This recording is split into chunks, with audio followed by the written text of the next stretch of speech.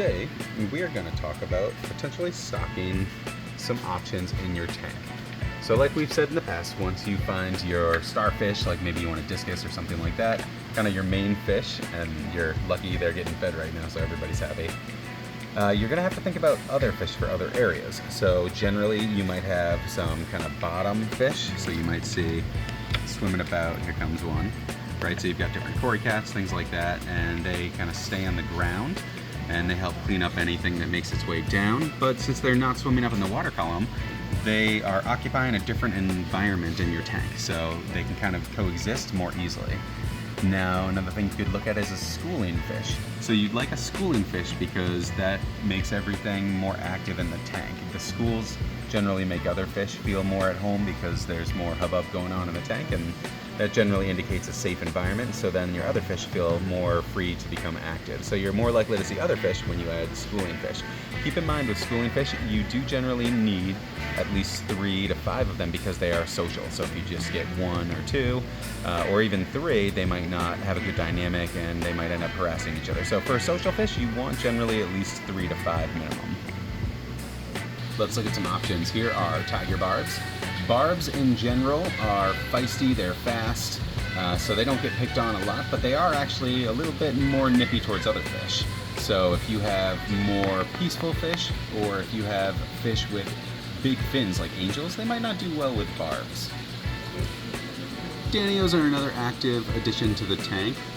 They are small and pretty hardy, which is good, but they're not the most colorful. Tetras of many sorts are great kind of mid-road fish though, because they're peaceful enough that they get along with everything. They're not too nippy and they still are very active schoolers. Some of my personal favorite schooling fish are Osmani rainbows, like you can see here, and these get even more beautiful vivid colors once they mature, especially the males. They'll get a more bright blue, bright yellow, but you can really see the potential in these guys.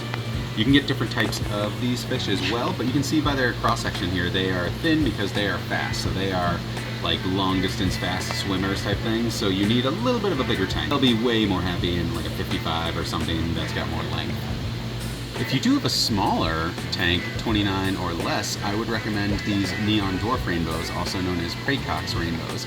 And these will still get a nice iridescent blue and some red or a little bit of yellow on the fins. So they're still a very colorful fish, and they are a schooling fish that you can keep in a smallish tank.